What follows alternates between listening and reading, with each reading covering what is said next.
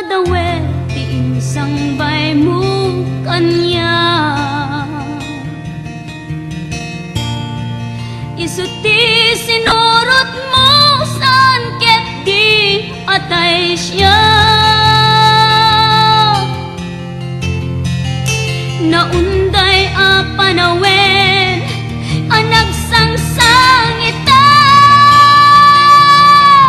nagrigat ngay liliwag panang kasakit mo kanya.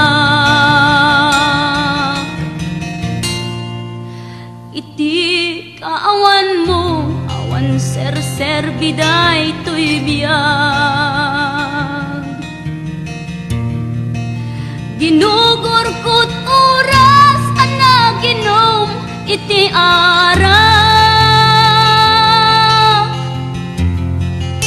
Tano mabarte ka sikat ay malipata, ngem no mausawa na